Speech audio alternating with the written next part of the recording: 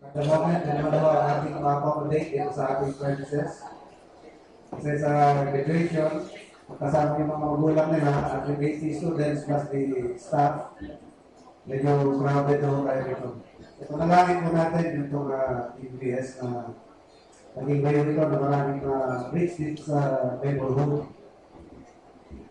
At one item of prayer request rin mo ang gawain sa Zamboanga ni Pastor Delphine.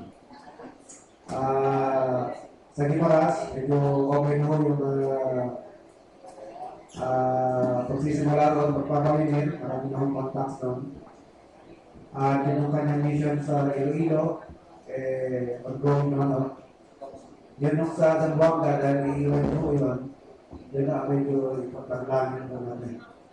Ang last update mo, may Pastor Delphine, yung bahay mo na, kaya pinapag-dismantle na ka, to be distributed among other missions sa Basilan, sa Lagitan, at meron pang sa gawain na sabi niya, ang bahay ko ay merong 105 na GI roof. So, inyo na lahat yan, pero kayo magpapaklas. So, tinatanong ko paano po yung gawain niya sa Buanga. Yan ho yung ko masyadong na-confirm, pero tuloy ho yung gawain ng Buanga. Pero kung makakaroon po ng ibang location. So, pray po natin ang mga gawain ng Diyos na magpatuloy, no? At panalangin po natin iba't ibang mga gawain pa yun sa mga tao, hindi lang sa atin. Ninong gawain sa Saudi, marami natin pinapanalangin yun dahil alam po natin na napaka-critical sa Saudi dahil bawal ang state religion kasi Mohammedanism ang state religion. Meron din sa Jeddah. Ipag-pray po natin ng Italy dahil medyo patuloy na ang labanan doon. Dahil yung church, hindi mo ma-split by itself. Yung pastor mo mag-split sa simbahan doon. Ang sabi ni Pastor nandun sa Lumales, dahil isang faction sa loob, at meron pang isang faction sa loob na hindi magkasundo. So, pag-iwalayin niya, yung isang faction, magawa nila yung gusto nila, at yung isang faction, magawa nila yung gusto nila.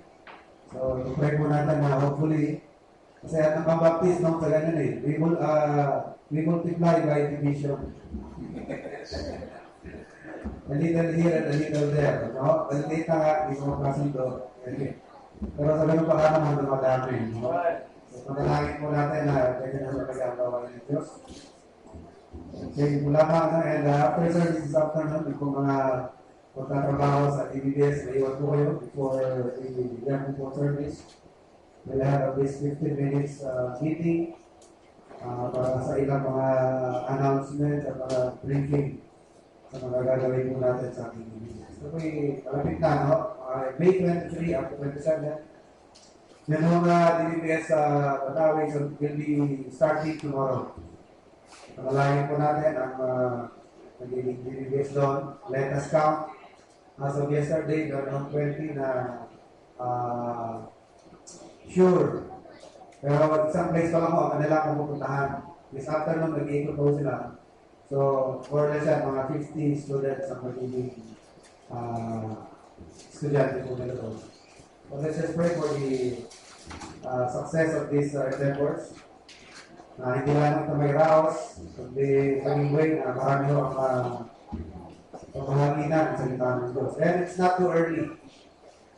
It's not too early for children to learn and hear about the Word of God. Alam ko, meron isang bata na hindi siya welcome sa gawain ng Diyos. Kaya dito sa ating simbahan, subukan po natin i-practice na maging accommodating po tayo. Kahit na mukhang gusgusin yung umaten, welcome lamang natin. Kahit na mukhang hindi prepared for service, mga bata yan, kasi wala namang training yan po sa pagsimba. Kaya lang po natin ang simba, and turuan po natin. Kasi there was a child na hindi po siya welcome sa isang simbahan. Hindi niya rin na-feel na welcome siya. So he hated the church. And later on in his life, he became the #1 propagandist of Hitler. I'm referring to Gunay. Si Gunay yung Nipolio yun, pero siya po yung utak sa propaganda movement ni Hitler. Pero early in his life, hindi siya welcome sa simbahan ng Diyos. Hindi siya welcome. Kaya nagkagano siya. No? So, meron din naman mga very early in their life, they're exposed to the Word of God. Eventually, sila po yung mga naging mga statesmen, naging mga instrumento ng Diyos, no? Naging mga magagawa. So, my point is, it's not too early para tuturuan ang mga bata ng salita ng Diyos. I remember during our Lord's life on earth, no? May mga bata na sinasaway ng mga disciples. Sabi ng Panginoon, ayahan silang lumapit sa akin. For of such is the kingdom of God. So, kahit minsan, magulo ang mga bata, hayaan natin, normal sa bata yung magulo. But when they start making noise dito sa loob, yun, ilalabas na lang natin. Pero hindi nyo maiwasan hindi maging ngayon ang bata yan. Pero ang call doon sa parents, kapag nakaka-disturb na sa labahin, look out ng parents yun na control, ilabas na sa natala, pag medyo control na, pasok na naman. Kung gugulo na naman, inalabas ulit. Ganun lalong po yun, no? Pero kung natin i-discourage yung mga bata na pagsisipan. Okay, tayo po yung Bible sa ating mensahe. Please turn your Bibles to Book of Philippians. Philippians chapter 4, verse 19.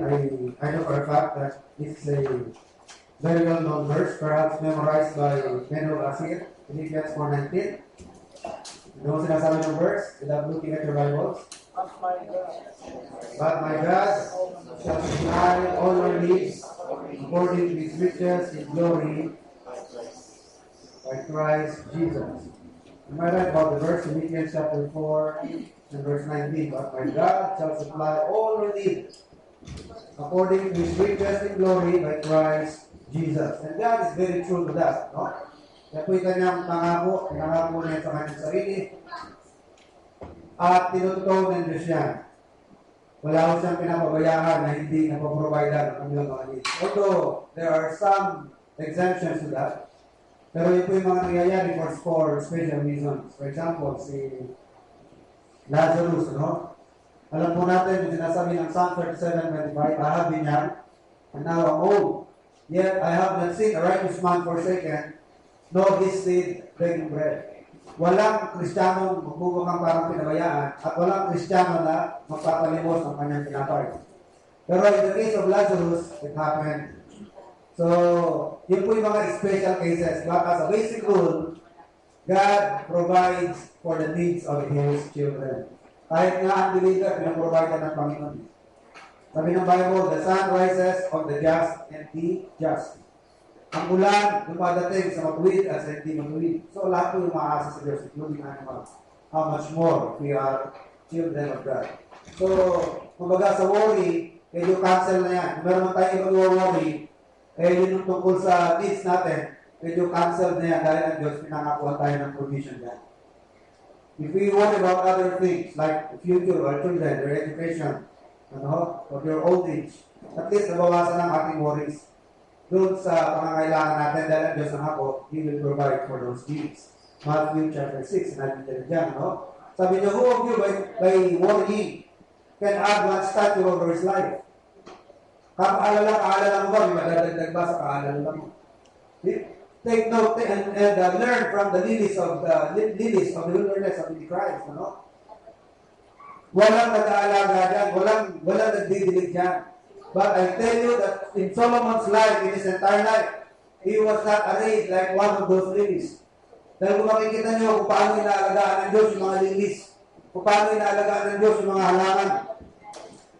Dito sa Pilipinas, ang mga gandang pagbasdan na bulaklak dito, yung sunflower, no? Na hindi naman inaalagaan yan. Pusa lang ang tumutubo yan, di ba? Lalo sa mga malaliit na lugar. Pero pag tumubo, makikita nyo, information lang, napakaraming benefit pala sa sunflower. No? I learned about it yesterday. Yun ang kanyang seeds, pwedeng parang gawin ko pang pakwan. It's a good source of oil.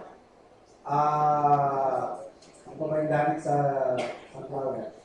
Medicinal, pwede gawin tea. Maraming gamit.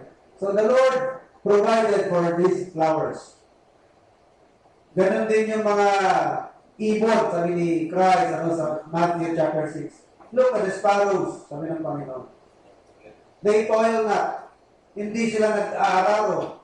Hindi sila nag-aabono. Hindi naglilinis ang kanilang mga pananim. Hindi sila nagtatanim.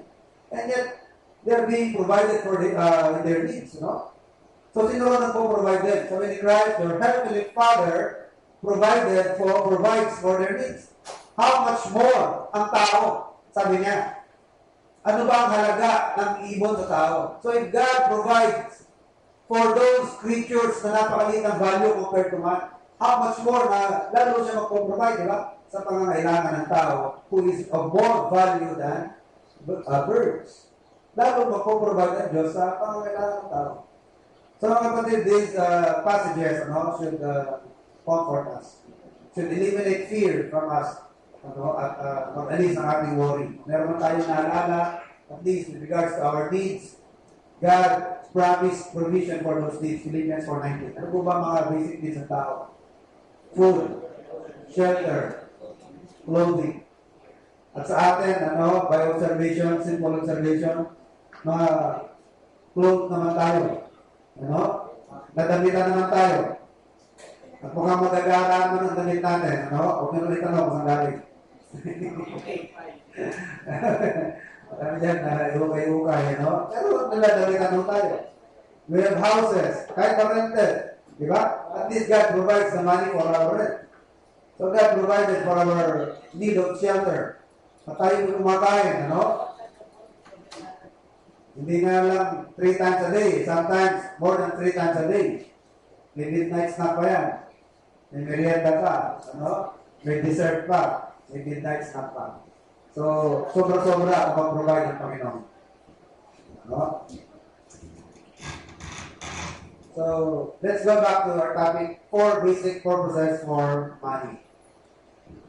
Financial bondage is an immediate consequence of misunderstanding God's purposes for money. Pag na-misunderstood natin ang purpose ng Diyos, doon magsisimula ang financial bondage. Magkaalipin sa financial. Bakit? Hindi po natin naunawaan kung ano pa talaga ang layunin ng Diyos.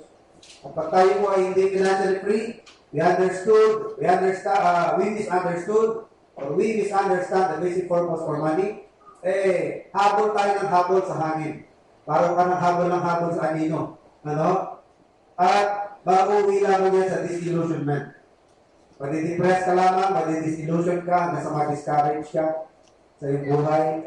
Dahil pilit mong inahabol, ang isang bagay na hindi naman talaga yun ang layunin ng Diyos sa financial. Hindi yun ang purpose ng Panginoon.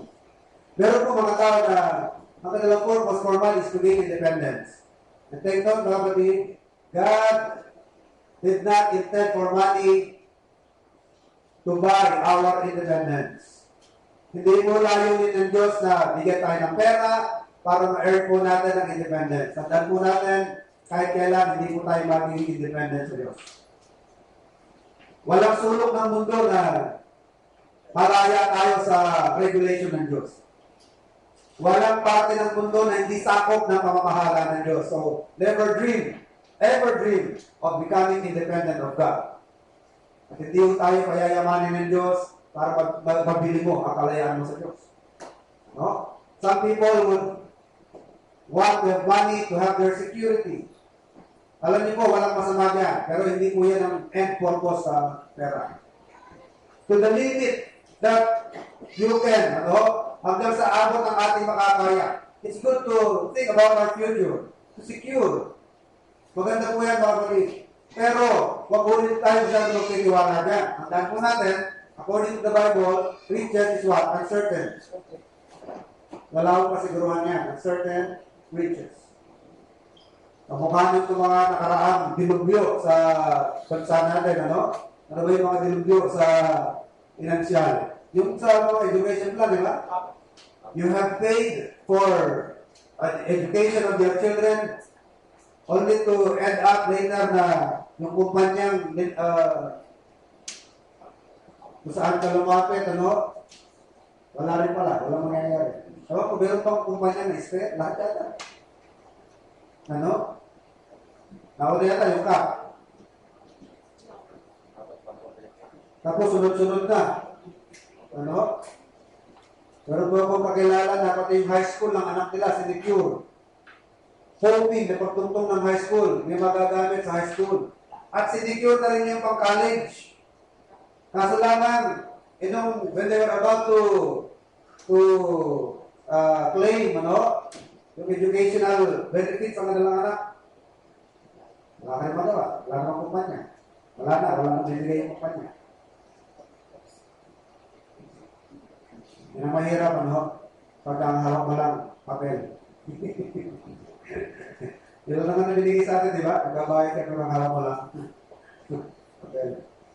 Kaya, hanggat sa magagawa ng pinansyal, wala akong masama dyan, mga kapatid. Pero, behind the back of our mind, we should also be settled, ano, na ang riches ay walang kasiguruhan. So, ang tunay na security ay ang Diyos. Nasa kanyo ang tunay na seguridad. Nasa niya, invest treasure in heaven. Doon, sa lupa, pag nag-invest ka sa lupa, sirahin niya ng tama. Kasi nung araw, doon na sila magtatago ng pera sa ilalim ng lupa. So, kinakain ng tama, kinakain ng kalawang.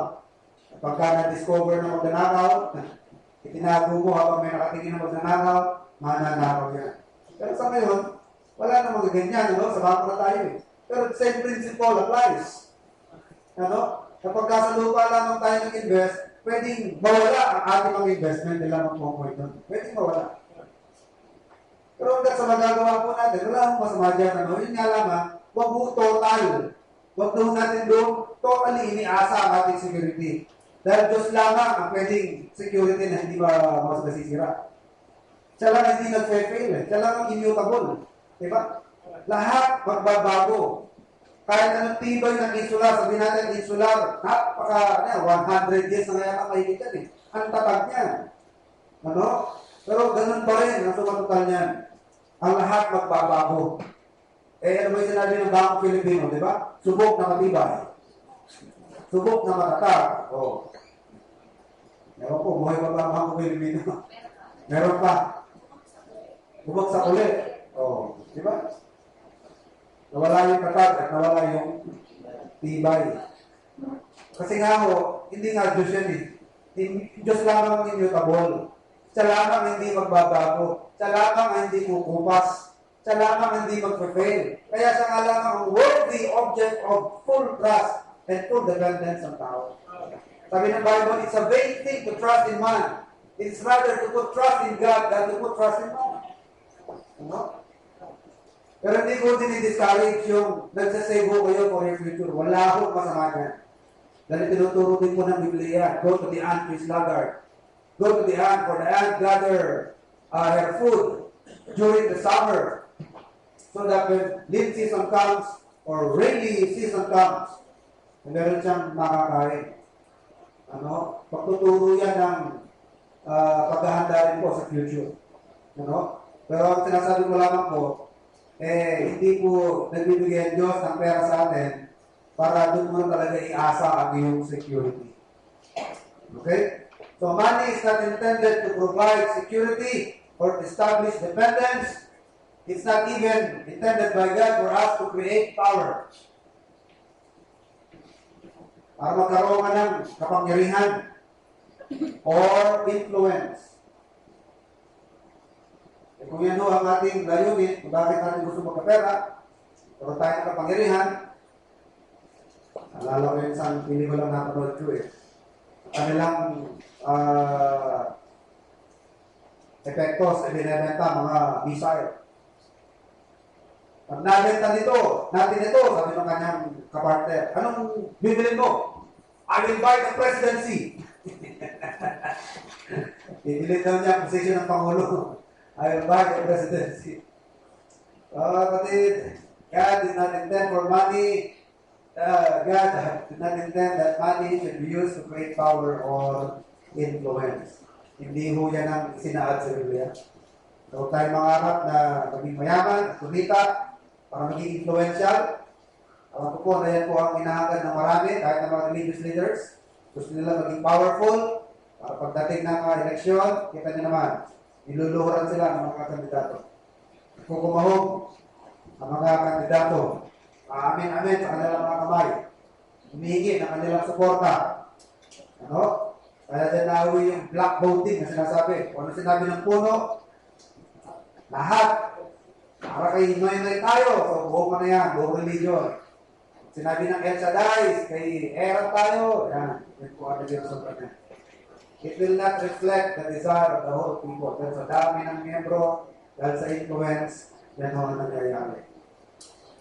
So, yan ang layunin kung bakit meron po mga religion na gusto nilang maging sikat. Magkapera, yumaman, to gain power, influence. Kasi marami sa kanila, mga naging influencer na. Di ba? Naging makapangyagan na sila, palakas na ang kanilang influensya sa administrasyon, sa mga namumuno. So, kahit na hindi sa administration, sa community. Okay? So, ano po ba ang purpose ng Panginoon sa pera? I gave you 4, no? To provide basic needs. Ito pa yung tatlo. To indicate directions or provide direction so that we may be able to give to others, to other people, to give to others, and to demonstrate the power of God. Now, let's talk about the wisdom in this. When God will use money to provide for our needs, merong wisdom.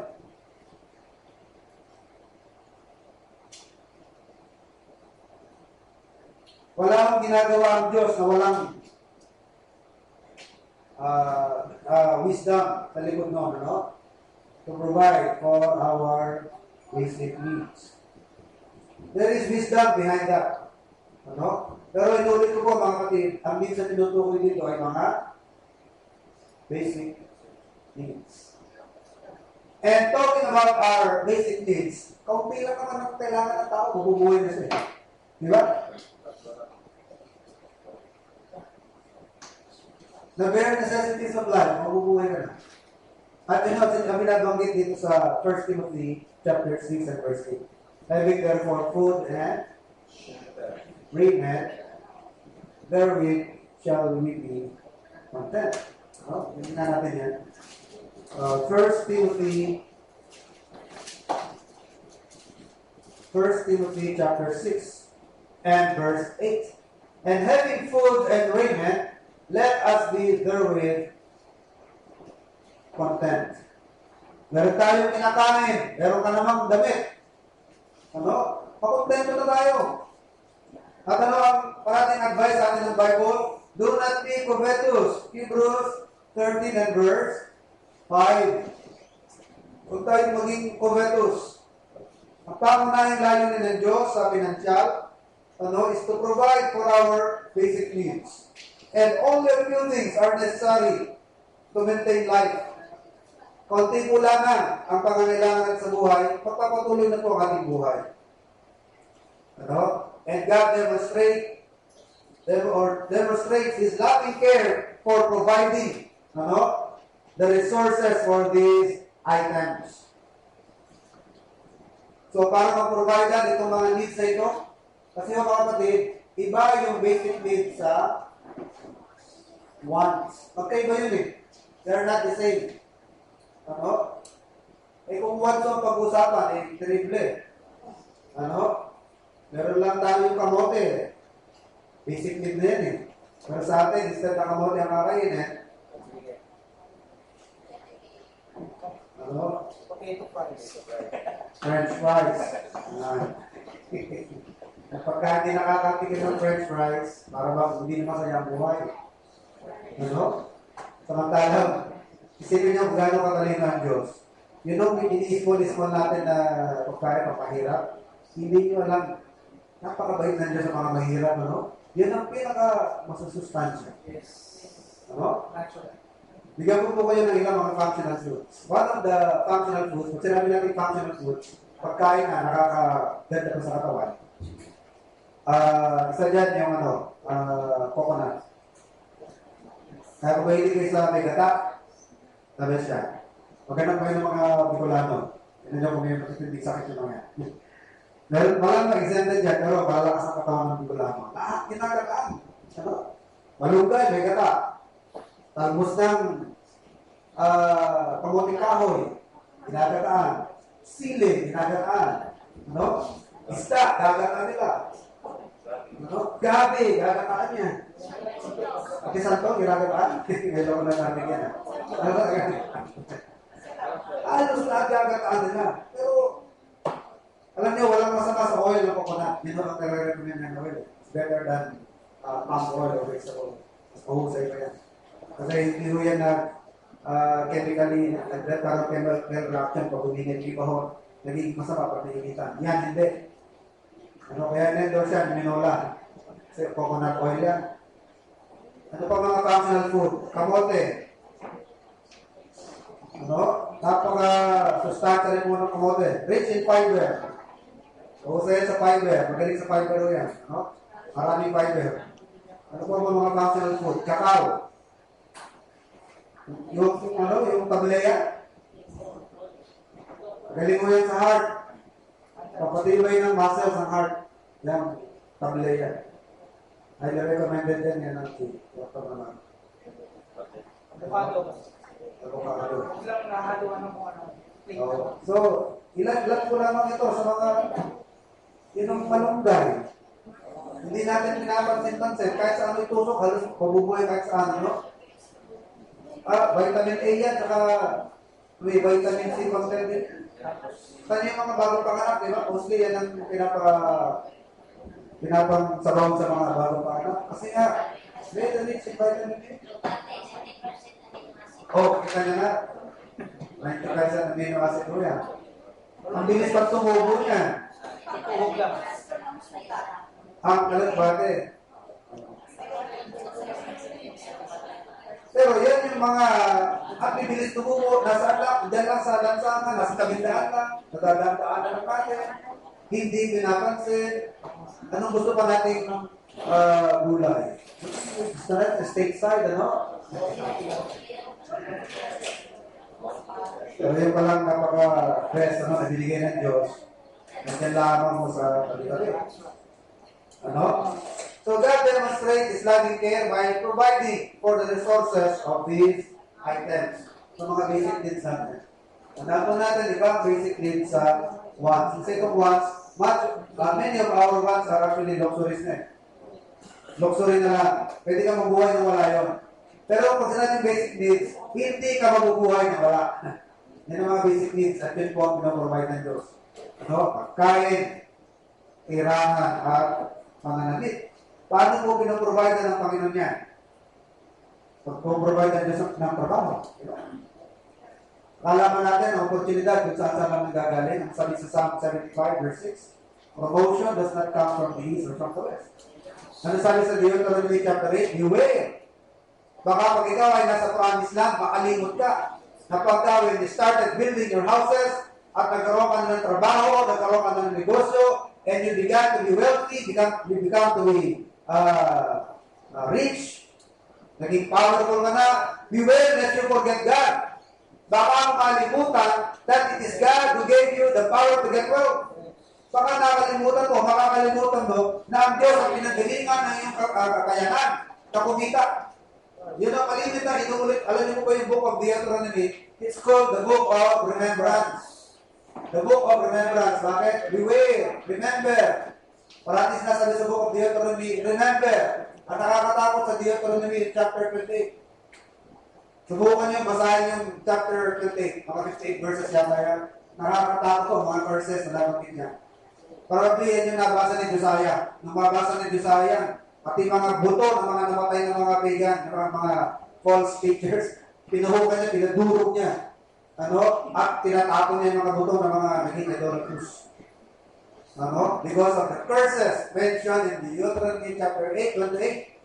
Napaulit-ulit mong sinasabi, remember your God. Huwag niyong kakalimutan ng Diyos. Na siya ang pinanggalingan ng inyong kakayanan na maghanap buhay. Siya ang pinanggalingan ng inyong mga oportunidad. Pinanggalingan ng inyong kinita, ng inyong pagkakataon. Ano? So God provided for our needs or provides for our basic needs by means of opportunities that He gives. opportunity na magtrabaho, opportunity to earn. Ano? Paano pa tayo nag-provide ng Panginoon? Handouts. Ano yung handouts? Mga bigay-bigay sa atin. Pero kung mga taong naiisip na magbigay sa atin. Paano po? Inheritance, mga namamana. Ano? Meron tayong namamana sa ating mga magulang, kamag-anak. Yan ho ay mga pamamaraan ng Diyos to provide for our needs. And as I said, mga kapatid, there is wisdom. Kung bakit po pinlano ng Diyos, ang pinansyal, ay gamitin niya para pag-provide ng ating pangangailangan, merong wisdom diyan, number one. To establish daily dependence on Him. The wisdom behind God using money to provide for our basic needs, is to provide or to establish daily dependence on Him. Para ma-establish sa atin yung pagiging dependent sa Diyos, lalo na po araw-araw. Diba sa Lord's Prayer? Sabi sa Lord's Prayer, give us this day our daily bread. Sana naman, kung tayo ay payamanin na ng Diyos, huwag pa rin tayo makalimot na iasa ang ating daily bread. It is true na sometimes, pag imaman tayo, kahit 1 year na hindi ka mag-pray for daily bread, 1 year kang kakain dahil sa dami ng bread. Minsan, umaabot ang Kristiyano sa ganyan, pero di mga pinayaman ng Diyos, like Mr. Liturno, Mr. Colby, mga yumaman niya, itong mga panahon na ito, mga 1900s or 1800s, mga pinayaman ng Diyos niya. Pero hindi sila nakalimot. Hindi sila nakalimot sa prayer na, give us this day our daily bread. Kahit po tayo sana yumaman na, maging dependent pa rin tayo sa Diyos. Yung feeling of dependence, huwag mawala sa atin. Dahil alam mo natin, sa isang snap of figure lang ng Diyos yan, quote at quote. Sa isang mata lang yan, pwedeng pawin ng Diyos lahat yan. Palagay niyo, ibang mayayaman sa Japan, in-expect nila ganun yung dami. Diba? Pero sa isang araw lang, di ba? What happened with Japan right now? Nasa na yung mga yun nga balita na nakarating sa akin na ang supply ng parts ng sasakyan ng Honda yata, ng Honda Toyota is aabot na lang ng 6 months kasi wala mang production ngayon sa Japan. Iba-iba pa ang mga hindi, Mitsubishi naman yan, marami pang surplus yan Kaya mga brand new, hirap ng pyesa niyo. Sa yan. Maraming scrapan dito.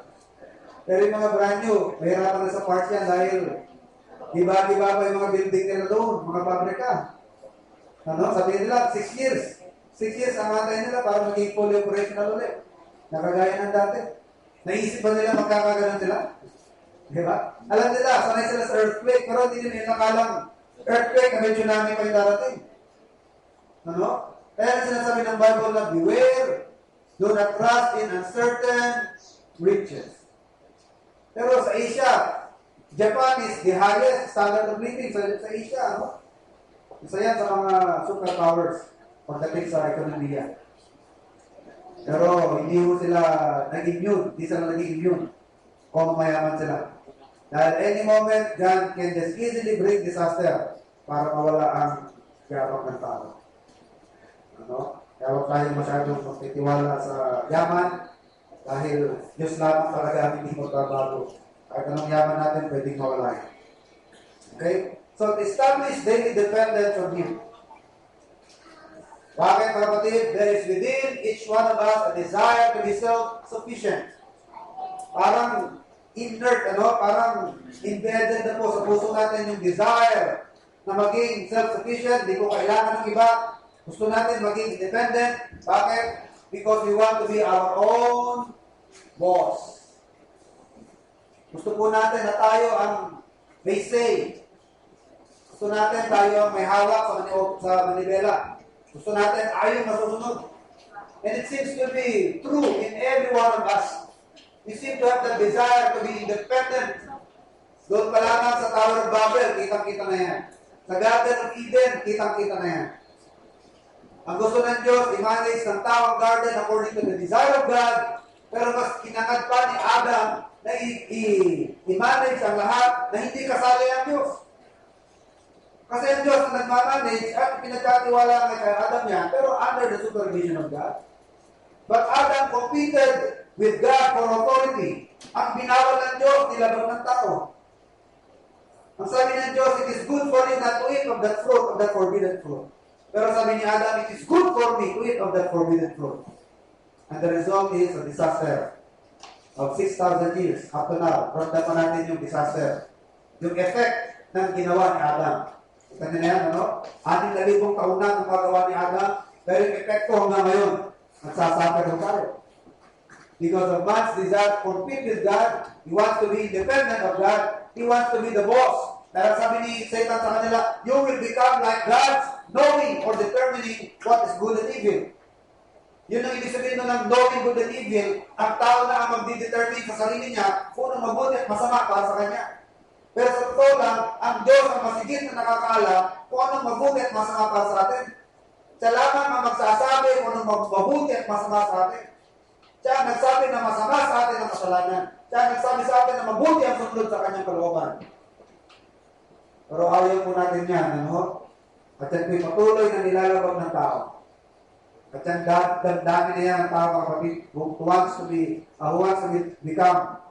become independent of God. Hanggang ngayon, taglay pa ng tao yan.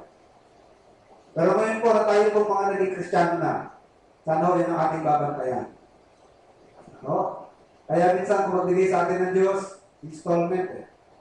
Ayaw ng Diyos na yung 1 million intended sa atin, ibigay ng bigla eh. Mawawala yung tiwala natin sa Kanya. Salit na you will pray for daily bread, alam na, Lord, ubos na yung 1 million mo in 5 years. Pero nag-provide ka na naman. Last pray ko na ito give me my bread for the next 5 years. Hindi yung ganun eh. Ang gusto ng Diyos, daily. Kaya kung magbigay ang Diyos ng material blessing sa atin minsan, by installment niya. Dahil alam ng Diyos ang ating puso, alam ng Diyos ang ating kakayanan. Parang anak nyo, kung kayo po may yaman, at meron kayong maraming maibibigay sa anak, at kaya nyo namang ibigay, marami mo yung good intentions sa anak ninyo, sa anak natin. At may ibigay naman talaga natin, ipagkakain ba natin yan? Hindi, di ba? At Diyos, ganun din, sabi sa Romans 8:32, He who did not spare His own son, hindi na in-spare ang kanyang bugtong anak, ano pa ang hindi niya ibibigay? Kaso nga lang, bakit hindi maibigay ng Diyos? Iparis mo sa sarili mo. Yung anak mo, 5 years old, may pagkakatiwala mo ba lahat ng yaman mo kahit napakayaman mo sa isang 5-year-old? Hindi, because of the maturity. Hindi pa ganun ka-mature ang bata. So you will wait for some more time hanggang maging ready siya sa palaki na palaki yan. Pwede na mature na ng konti. 18 na to pwede na pagkatiwalaan ka ng kotse siguro. Diba? Hindi mo pagkakait ka. Kaya mo rin kayo, diba? Masama ba yun? Kaso nga lang, kung 10 years old pa lang yan, bibigyan mo siya ng ganong yaman agad. Ganon din sa atin, mga kapatid. Ang dahilan kung bakit hindi pa agad-agad na ibigay ng Diyos ang lahat sa atin. We cannot handle prosperity. Minsan, mas madali sa atin ma-handle ang adversity. Pero mas mahirap i-handle ang prosperity. Bakit? Pagka nasa prosperity ang tao, minsan, ang Kristiyano na nawawala sa sarili. Hindi niya ma-handle yung kanyang prosperity. Pinabalitaan ko kayo na tumama ng loto, pero pumatay sa kanya yung loto, bakit? Hindi na nakatulog. Dahil sa laki ng tinamaan niya, laki ng premyo. Pwedeng mabaliw ang tao niya. Hindi ka na makatulog. Para ka na paranoid. Lahat ng tingin mo sa tao, mukhang suspicioso ka. Wala ka ng peace. Wala ka ng kapayapaan. Hindi mo ma-handle ang prosperity. Madali pa sa atin ang i-handle ang adversity. Di ba? Dahil pagka nasa adversity, automatic at tuon natin, tumitiklop yan. Lord. Di ba? Nagiging prayerful ka. Nagiging sensitive ka sa leading ng Panginoon. Nagiging sensitive tayo sa pangungusap ng Diyos. Kaya medyo maingat tayo. Pero pag nasa prosperity, yun ang mabigat. Hindi mo kinaya, naging Solomon yan. Hindi rin kinaya yan, naging David, ng prosperity. Yung prosperity test. Adversity test, talagang pagupay sa David. During his adversity, he was able to compose Psalm 23. Di ba? The Lord is my shepherd, I shall not want. Though I walk through the valley and the shadow of death, I will fear no evil. Ang taas ng kanyang level of spirituality during times of adversity. Pero nung siya po naging hari na, ano po nakukumpose niya? Psalm 51, restore unto me the joy of thy salvation. Remove not thy spirit from me. Dahil ito nagkaganon. Hindi niya kinaya ang prosperity. Pero yung adversity kinaya niya. And it seems to be true, each one of us, ano? Mahirapan tayong i-handle ang prosperity. Kaya nga meron isang writer sa Proverbs, ano? I think it's Live Well. Or it's Agur. Sabi doon sa Proverbs, Lord, do not make me so poor, lest I curse you.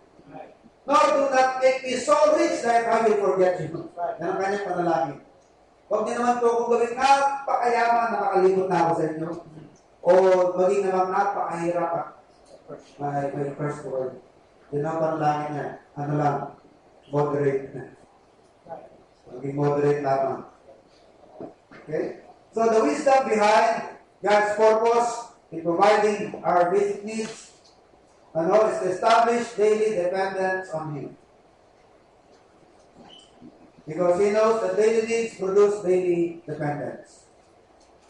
Alam po ng Diyos na yung araw-araw ng pangangailangan, nagpo-produce yan ng dependence sa ating puso, sa Diyos, who is the source of all our provisions. Number 2, to deepen our love for God. To deepen our love for God. Dahil dependent ka sa Diyos, dahil kailangan mo siya, meron kang need sa Panginoon, and you're dependent of Him, it tends to deepen our love. Ano? It deepens love. Kailangan mo eh. Although, hindi sana ganun. Dapat ang Diyos mahal natin, hindi lamang dahil sa nagpo-provide ng ating pangangailangan. Dapat we should love God because He is a lovely God. But because of our depravity, ganun nga po nangyayari. Dahil sa nararamdaman natin ang ating pangangailangan sa Diyos, lalong lumalalim ang ating pagmamahal sa Kanya. Yun ang accusation ni Satan kay Job. Yun din ang accusation ni Satan sa Panginoon. Kaya ka lang pinagsisilbihan niya, kasi may kailangan niya sa'yo. Binantayan mo yung kanyang wealth. Binantayan mo ang kanyang yaman. Kaya, loyal siya sa'yo. Pero hindi sana nga ganun mga kapatid, Kahit mayaman tayo, hindi, dapat tayo lahat at laban sa Diyos dahil karapat-dapat siya sa lahat ng ating pagmamahal. Pero, because of our depravity, ano nangyayari? Medyo nakukulayan niya ang bahagya. Nakukulayan ang pagmamahal niya. Paano nakukulayan niya? Minsan, natitil lang natin, alam natin ang Panginoon dahil kailangan natin siya sa ating buhay. At ilagay natin sa buhay natin yan. Diba, taong alam mo sa parating pangangailangan mo nandyan, doon ka napapamahal. At yung di pangangailangan siya, pangangailangan ka, nakaka-suffer siya, nakaka-provide, nakakatulong, ano mga term? Nakaka-extend ng help. Tuwing may pangangailangan ka, tuwing may mahirap na sitwasyon, andyan siya. Ano nangyayari? It tends to what? It tends to deepen your love for that someone. Lumalalim ang iyong pagmamahal. Subukan niyong isang tao na parang wala ng term, wala ka namang makuha kasi wala kang makita. Nabibigyan mo ba ng pansin? Parang wala lang, wala lang. Meron ba wala? Parang lang. Pero pag sa isang tao na parating nandiyan, iba yung iba yung feeling Kamitin ho natin, Tama? Kung may mabigat kang sitwasyon, andyan siya. Pero yung kahit bigat sitwasyon mo, parang wala na, feeling mo din sa kanya, parang wala na. In our case, at the present, mukhang yan ang nangyayari, At yan ang mga feeling na mabantayan natin. Mga misis, Love ba natin ang asawa natin dahil may trabaho? Paano kung wala ng trabaho? Magbabago ba yan? Baka ignore na lang si Mister. Kasi nakakarinig ko ako ng ganyan mga karanasan. Masyado niyang in-under yung kanyang Mister. Bakit? Siya yung provider. Siya yung may pinag-aralan. Siya yung mataas ang pinag-aralan. Siya pa yung provider of the family.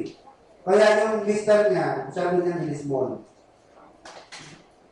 At yung bata, yun ang lalakihan niya araw-araw. Parang ang feeling sa asawa, walang kwenta. Kaya nung lumaki na yung bata, nagkasawa na, yun ang gusto niyang ipairal sa kanyang sarili pamilya. Ha? Hindi naman pwede ganun. Bigatin din yung asawa niya. Parang gusto niyo ganun din ang mangyari. So, babantayan natin yan, mga kapatid. I'm talking to our ladies here. Kung kayo ang provider, huwag naman sana magbabago ang inyong paningin sa inyong mister. Kasi minsan, magkakaroon ng pagbabago dahil sa kanyang mga kung ikaw ang nag-provide. Babantayan mo natin yan. Okay? And vice versa. Huwag naman natin i-smallin na kung tayo yung provider of the family, asawa kang malaki, parang baliwala ng ating business. Ganun din po yun. Okay? So to deepen our love for God, when we fail to recognize our need for a person, we tend to lose our love for that person. Pagka hindi natin na-realize o na-recognize na parang kailangan natin siya sa ating buhay, parang wala lang. Kunyari, walang mabigat na sitwasyon. Nagpe-pray ba tayo? Seryoso ba panalangin natin? Para hindi mo naman kailangan ng Diyos? Di ba, panalangin natin parang ano lang? Ritual. Wala ka namang problema eh. Di ba? Wala ka namang mabigat na kailangan sa Diyos. Nagpe-pray na tayo, pero parang ritual lang. Parang very relax lang na prayer. Pero subukin po ninyo na kayo nasa pangangailangan. Kung parang kailangan nyo ang Diyos, iba yung dating ng panalangin natin. Iba yung level ng ating panalangin. Iba yung weight ng ating panalangin. Because you recognize that you need God. Nararamdaman mo kailangan mo ang Diyos. Kaya iba ngayon yung approach mo sa Panginoon. So it seems to be the case, So to deepen our love for God, Israel in the desert was taught to depend on God for daily bread. Bakit, mga kapatid? Ang mga Israelites, nung nasa disyerto, talagang ano ba disyerto? Desert is a wasteland. Wala silang hanap buhay doon. Kahit gusto nila magtanim, walang mabubuhay na pananim sa disyerto maliban sa cactus. Walang ibang mabubuhay doon. Kung meron man pangangailangan ang Israelita, sila po'y nasa 40 years wilderness wandering. Mukhang milagro na lang Diyos ang makaka-provide mo. And it's true enough, Ang Diyos po'y nag-provide sa kanilang pangangailangan. For 40 years. If you will read the record in the book of Numbers, ang kanilang sandal hindi napudpud. Ang kanilang mga damit hindi naluma sa loob ng 40 years nilang paglalakbay. Hindi sila nangailangan, hindi sila nagutom, hindi sila nagkakasakit. Ay kinamamatay lang nila, rebellion nila. Nagpapadala ang Diyos ng mga disaster sa kuna. Ahas para sila patayin. Walang namamatay sa sakit. Walang namamatay sa gutom. Because God constantly provided for them kahit sila nasa wasteland, nasa disyerto sila. God provided them with angels food. Yung mana, heavenly food yun. Pagkain ng langit, ang pinapakain sa kanila. So every man, young or old, rich or poor, must recognize his daily dependence upon God. Kapag na-realize mo yung pangangailangan mo sa Diyos, mga kapatid, it will deepen your love for God. Pero kung di mo lang kinikilala kailangan mo ang Diyos, yun nga, medyo lalabnaw ang iyong pagmamahal sa Diyos. Parang wala lang. Hindi mo masyadong papansinin. Number 3, to develop a spirit of gratefulness. Para ma-develop po sa atin yung attitude, spirits and attitude, of being thankful or gratefulness. Ito po isa sa mga kinakondena sa Biblia ko yung pagiging unthankful. Romans chapter 1. Ang mga unbelievers, pagans, sila po yung mga unthankful. but became unthankful and became vain in their imaginations. Verse 25, because that when they knew God, they glorified Him not as God, neither were thankful. Ibig sabihin ito mga kapatid, inukundina ng Diyos ang pagiging unthankful. Ang gusto po ng Diyos sa kanyang mga anak, maging mga mapagpasalamat. Hindi lamang sa blessing, kundi sabi sa 1 Thessalonians 5:18, in everything, give thanks.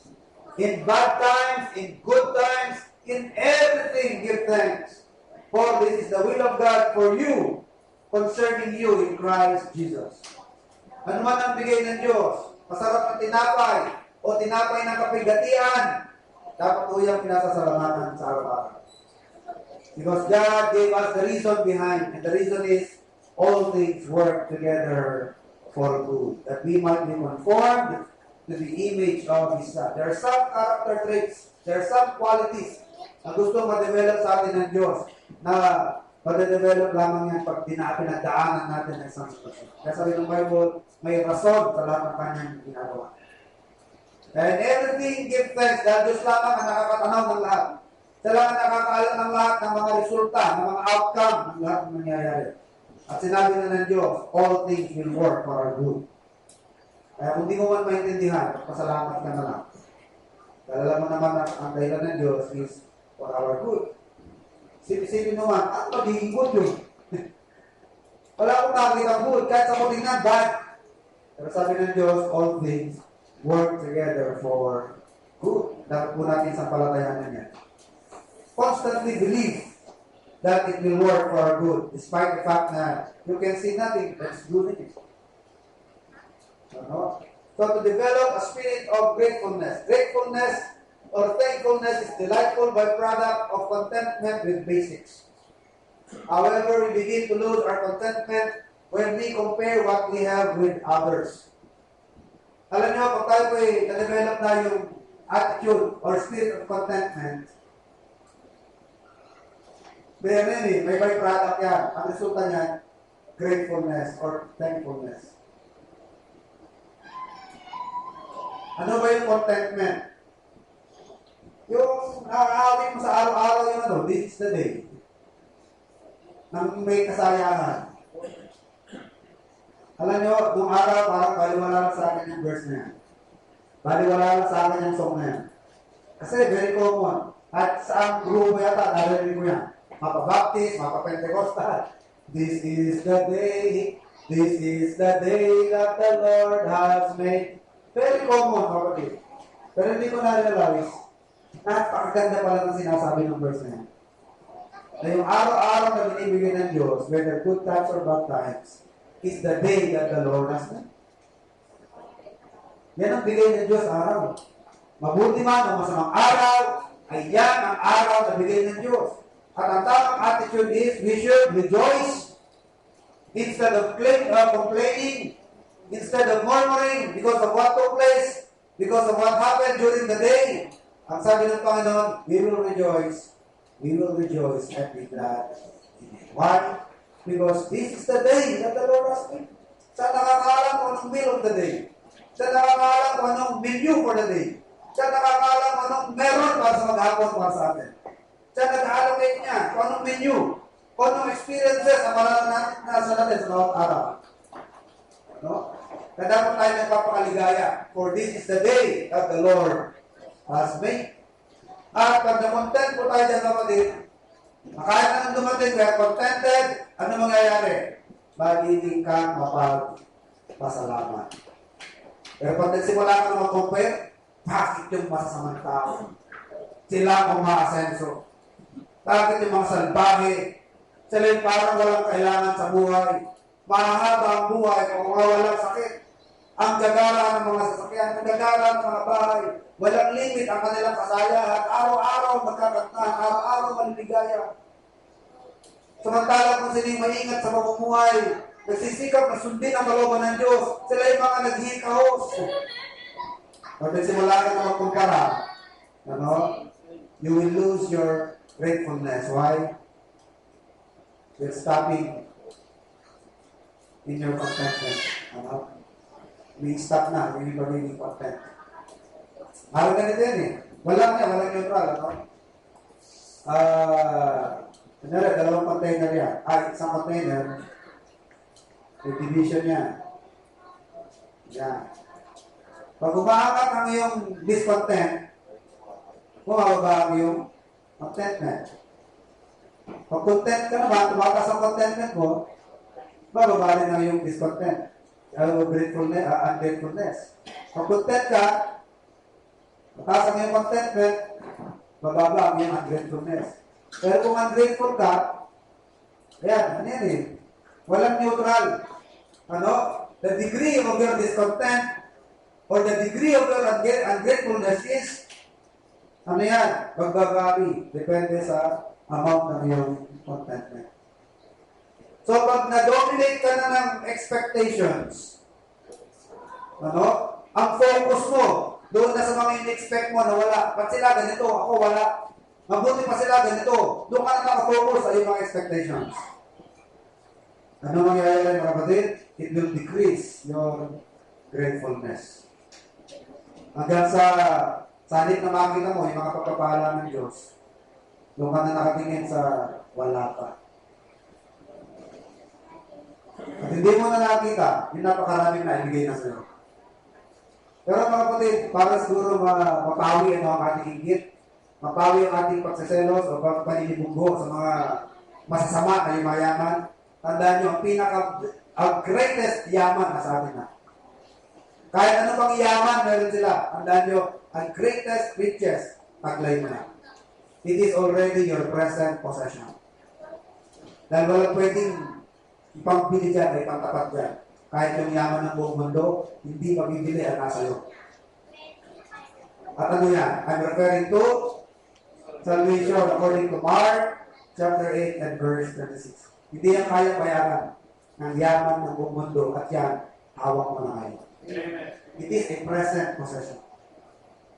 Hindi naman yung salvation na sa langit mo pa mararanasan eh. Hawak mo na ngayon yan. Taglay mo na yan. Kaya every time Christians are addressed in the Bible, parating in the past tense, saved. Diba? By grace are ye saved. Mga ligtas. Hawak na natin yung kaligtasan na yan. Hindi mo yan ina-expect na mararanasan pa sa future. Ngayon pa lang, hawak mo na yan. Taglay mo na yan. Kaya kahit anong taas, anong tayo, nang narating na yung kapitbahay, anong ramya, anong narating ng yung mga kilala o mga narinig, wala yan. Hindi yan makukumpara sa hawak ko. Ikaw, meron kang kaligtasan at hawak mo na yan. At hindi kayang bilhin yan, ilyaman ng buong mundo. Pinuha na kapanahon ng kasal of the century. Ang gara ng, ng residential, Buckingham Palace. Ang ramya. Pero alam niyo po ba mga kapatid? Sabi ng misis ko, siguro ganyan sa langit tayo hindi. Dahil sabi ng Bible, eyes have not seen. Nakita mo na yun eh. Ang inihanda ng Diyos, hindi pa nakita ng mata. Wala pang nakakita o narinig. I have not seen, nor ear heard the things that God has prepared. Ganon pagkaka-describe sa Biblia. Alam niyo po, kulang pa yung description na yan. Pero ang pagkaka-describe sa Bible, hindi pa nakita ng mata. Kaya kung ano mang magagandang nakita mo, hindi yan ang nasa langit. Higit pa yan dahil wala pang nakakita ng mata. Hindi pa nakita ng mata yan kung anong nakakita ng Diyos sa atin. May narinig ka ng magagara, may narinig ka ng maramangya, hindi yan ang nasa langit. Dahil ang nasa langit, kailanman, hindi pa narinig ng tenga na meron ganun. Yung ganong klase. Ganon ka-grand, ganon ka-engrande ang ipiniprepare sa atin ng Diyos. Paano dinescribe ng Bible? I have not seen, nor ears heard, the things that God has prepared for His children. So, sana huwag ka na magselos o manigulo. May view na lantay na ginto kaya. Wala pa rin eh. Meron bang ginto na parang salamin? Kristal? Wala ganun eh. Parang bubog eh. Parang bubog, sabi sa Bible. Transparent. Hindi pa nakita ng bata, hindi pa narinig yung tenga. Ano man yung dinidescribe sa Bible, kulang ko yun. Kasi it's just human language na ginamit para explain sa atin. Pero it's not enough. explain everything. Sabi sa atin sa Bible, if we compare ourselves among ourselves, ano tayo? We are not wise. Alam niyo yung verse na yan sa Corinthians? If we compare ourselves among ourselves, we are not wise. Dahil kahit kailan, hindi ko tayo magkakapareho dahil ang Diyos ang nag-cause ng pagkakaiba-iba. 1 Corinthians 4:7, it is God who made us to differ. Kahit yung mayaman, kahit sa yumaman, privilege yung natanggap niyan sa Diyos. Ano? At kung ano man ka man ngayon, ayan ang difference, ibigay sa ng Diyos. Ang Diyos ang may cause niya. It is God who made us to differ. So stop comparing ourselves among ourselves. Number 4, to teach us to live within our means. So the key word there is live within your means. Kung ang lifestyle na papasok sa income mo is good only for 20,000 per month, yun lang ang lifestyle na pwede mong magawa, mag-practice. Pero kung ang salary mo is only 20,000 a month, nag-e-aim ka ng lifestyle na pang 50,000 ang salary, kaya alam nyo na, it will not take a genius para ano magiging resulta niya. Magkakabahon-bahon ka niya. Di ba? Magkakabahon-bahon ka sa utang niya. Pag sinabi you live within your means, kung ano lang yung abot, kung ano lang yung kaya mo, doon ka lang mabuhay. Ano? Meron ba ako mga kilala na sinikap nila magpagsabayan doon sa nag-i-income ng malaki. Hindi naman siya ganun kalaki income, nakikipagsabayan siya. Alam niyo kung naging resulta. Kakapang-utang, nagkakahot-hot. Nakikipagsabayan ka hindi mo naman kaya yun Diba sila meron sila mahaba PC nila, ikaw naman wala. Diba? Kung pangkamote nyo wala, ano mangarap na french fries? Iprito mo na lang yung kamote. Yan ang kakaya mo Pero, kamote na masustansya rin naman. Yung hindi mo kaya, huwag mo pangarapin. Ano? Kung ng 40,000 na kotse, ito lang muna. Hindi mo kaya pang 4 million Oo, hindi mo kaya Live within your means. Ang ganda lang kaya mo nakakakit Ano? Mga brand nyo tumitirik Gusto ako, hindi tumitirik. Huwag pa lang puputok. So, live within your means.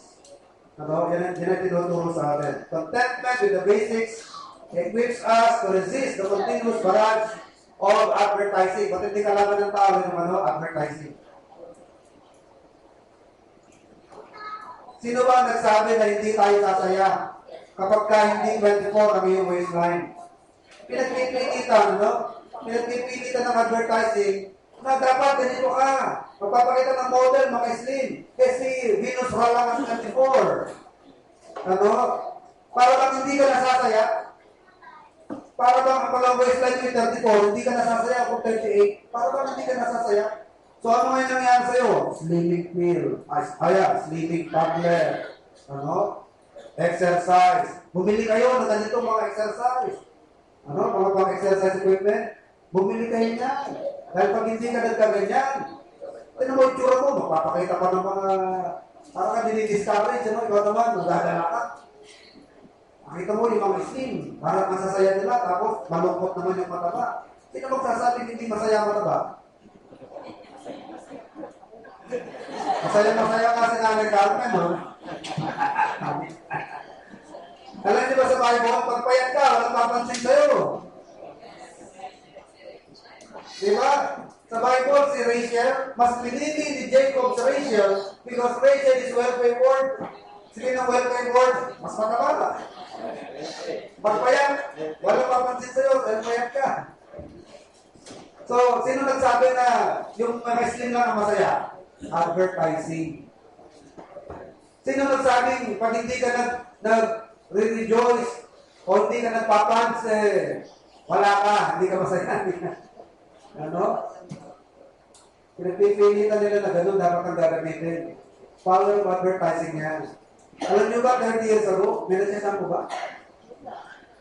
Alala ko nung bata ako, ano yung sabon na, ito rin ang sabon. Kailan lang nauso yung shampoo?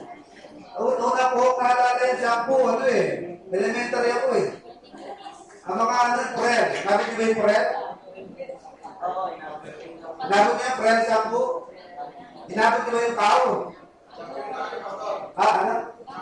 Shampoo.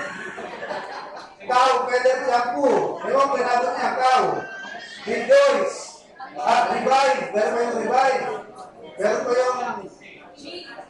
Oo. Selsanto. Selsanto. Meron pa yung Selsanto. Pero there was a time, mga kapatid, nawala yan. Ang pinanglalagay sa buhok, hindi, safeguard. Bugo. Alam niya, nakilala ako na hindi na siya shampoo. Hanggang ngayon, may pa rin ang buhok niya. Magsisikwenta na. Ano? Kasi yun ang nagad niya. Tinan niyo ha, sa banyo. Marami mo ngayon, kahit sa babae, medyo nakakalbo na. Maagang naglulugo ng buhok. Dahil sa napakatapang mga kinigaw. Dati, bihira yan. Pero ngayon, marami na kahit babae. Makikita nyo, yung paglulugo ng buhok na nakakaunti na. Ako, gano'n ako pinagsabihan dito sa inyo.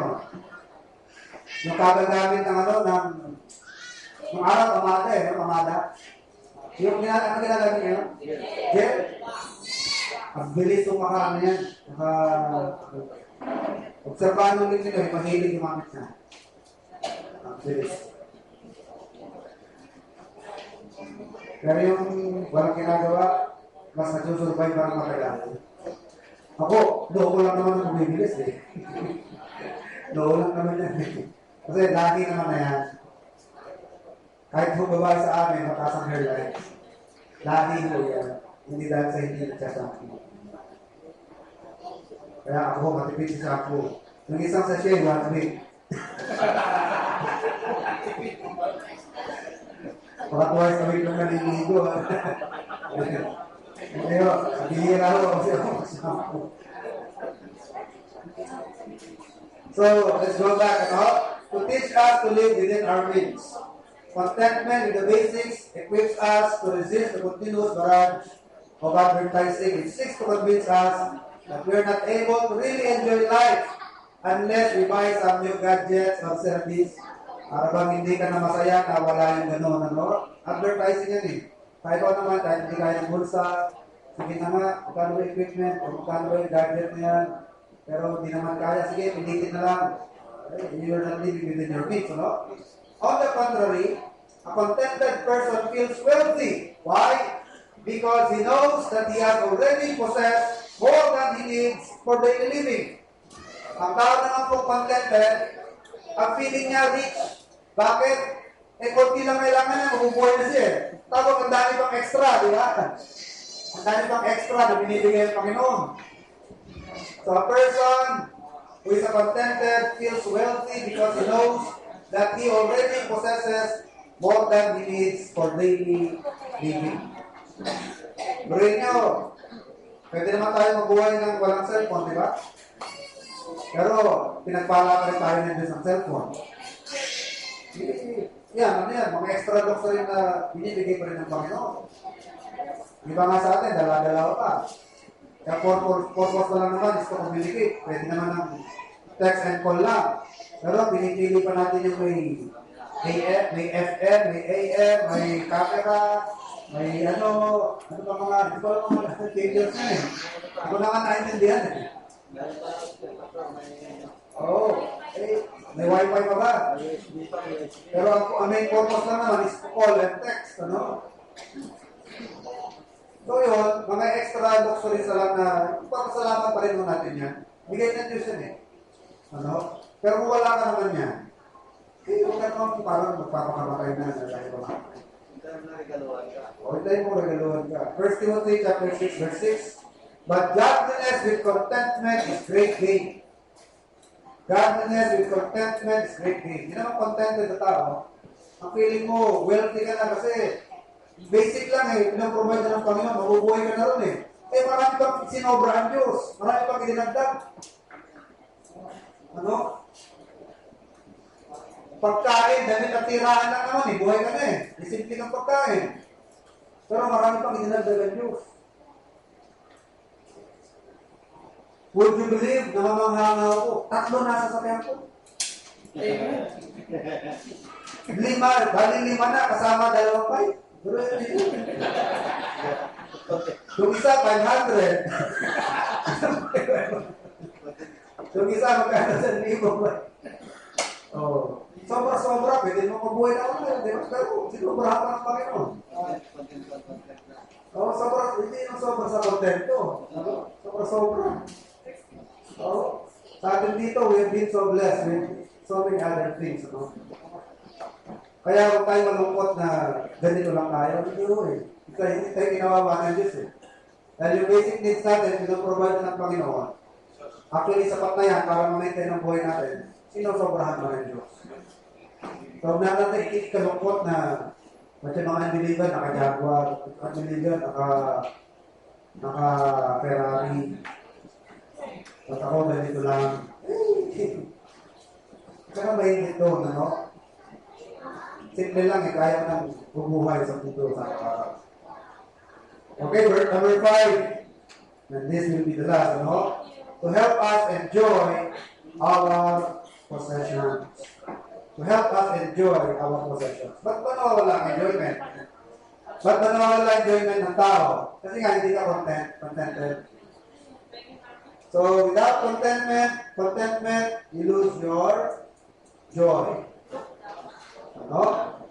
So, this contentment destroys our ability to enjoy the things that God has given to us.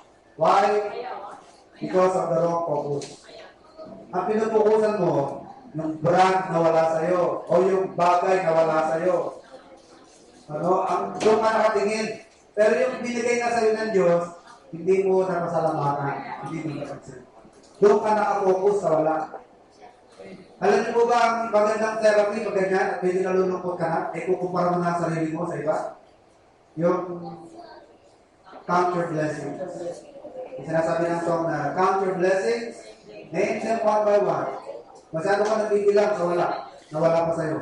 Pero yung napakarami ng binigay sa'yo, ay hindi mo naman nakukunan, hindi mo napapasalamatan. Pero pagka nagsisimula tayo magkaganyan, mga kapatid, umpisahan nung i-counter yan. Think of the things that God has given you. Isipin mo na lang yung mga binigay sa inyo Diyos. Minsan, malulungkot ka, bakit ba dito ako tumira sa lugar nito? Ang layo-layo sa aming mga mag-anak, ang layo sa aming pamilya. Yun ang napapansin mo. Hindi mo naisip, mas marami naman ang pinalit na Diyos sa mag-anak. Yung mga ka-churchmate, parang kamag-anak yan eh. Malayo ka sa pamilya, ang pinalit ng Diyos, sobra pa sa pamilya. Kasi ang kapamilya natin, kung unbeliever, sa langit, hindi mo na makakasama yun. Pero mga kapatid mo sa Panginoon, hanggang sa langit, sila pa rin ang kasama mo, for eternity. Samantalang kamag-anak sa dugo, hanggang lupa lang inyong relasyon, hanggang sa lupa lang inyong pagsasama. Pero kapatid sa Diyos, hanggang sa kabilang buhay, until eternity. Kaya mamahalin natin ang ating mga kapatiran. Wala tayong karapatan, hindi sila mamahalin. Bakit? Ang Diyos, minahal sila. Namatay ang Panginoon para sa Kanya. Namatay ang Panginoon para sa ating mga kapatiran. Bakit? Minahal sa ng Diyos. Kaya lahat din sila may dapat natin minamahal. At pagdating sa kabilang buhay, sila pa rin po ang ating mga kasama doon. Dahil kung ating mga mag-anak sa laman, sa dugo. Mahal natin sila dahil kapatid sila, mag-anak sila. Pero, facing the reality, kung hindi sila man ng parataya, hanggang dito lang natin sila kasama. At talagang makakasama mo ay yung mga kapatid mo sa Panginoon. At yun ang ipinalit sa iyo ng Diyos. Yun ang ipinalit ng Panginoon. Ngayon nawala sa'yo, meron kang ginipak, meron kang sinurrender, pero nung pinalitan ng Diyos, sobra-sobra pa. May pinalitan ng Panginoon. So to help us enjoy our possessions, while discontent destroys our ability to enjoy the things that God has given us, because we focus on the things that we do not have. Pero yung maraming binigay ng Diyos, hindi mo na focus, hindi mo na kikita. So ano pong advice sa atin? Hebrews 13:5, do not be covetous, but be content with such things as ye have. For he had said, I will never leave thee or forsake thee. Ano yan? Hebrews 13:5. Let your conversation be without covetousness, and be content with such things as ye have. For he hath said, I will never leave thee nor forsake thee. Sana po, hindi natin makalimutan ang mga pangalan nito. Pag simula na tayo malungkot, mag-ismaya, dahil sa mga bagay-bagay na wala sa atin, isipin mo na marami nang binigay sa atin. Kahit anong yaman na meron ng ibang tao, ang hawak mo ngayon, di walang katumbas na halaga. And it is your present possession already, which is your salvation. Mark 8:36, what shall it profit a man if he gains the whole world but loses his soul? Ang mensahe doon, hindi kaya tumbasan ng yaman ng mundo ito ang kaligtasan na ibigay sa atin ng Diyos. Huwag natin pagpapalit yun. At yun, meron ka nun. No?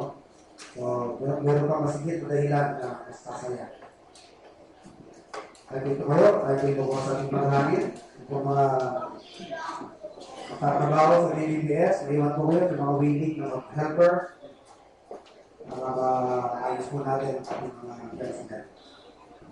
Our Heavenly Father, we thank you for the things that we have heard this afternoon. Salamat po, Ama, sa warnings, sa instruction, maging sa review, Ama, namin natatanggap po at sa insulita. Kawarin kami, Ama, sa mga naging maling mga attitude at pag-iisip. Sana po, Ama, maging pagpapasalamat kami, Ama, sa lahat ng binibigay, hindi lamang sa mga good times. Even in the bad times, we learn to be thankful for everything that will cause to happen in our lives and for the things that you forbid to happen. Sana po, Ama, masigit namin matanaw na meron kayong mga matalinong dahilan, sila po ang may parasaling kapatihan. Hindi kayo nagkakamali sa inyong mga pinabayag na mangyari. But we have wise reasons for everything. Help us, O God, to have the kind of faith, enough faith na to-believe His promises. Sana po, Ama, hindi kami madala ng mga events sa aming buhay at mga nasa paligid. Kundi mag-focus kami, Ama, sa aming pagtitiwala sa inyo, magsamba at magtanaw sa inyong mga kilang mga ating Diyos. May protect each one of us, O God, as we turn to our respective places. Sa pagbabalit ng bawat isa sa kanyang mga buhay, mga gawain sa araw, ay kung dalangin ng basbas at pagpapala sa bawat isa. Kung ulit tinakasama, mga kapatiran na naiwala dahil sa kanilang karamdaman, kung ano mga mabibigat at sinilangin, sa po ang magpagawin sila kapayapaan at kalusugan sa kanilang mga gawa. Nagalit po namin sa inyo lahat ng papuri ko sa salamat, kaya dalangin sa mga po ni Jesus. Amen. So mga men, malapit na po ang Father's Day. Siguro next Sunday, meeting po. Kaya po paghantahan mo ang ating mga men sa Father's Day.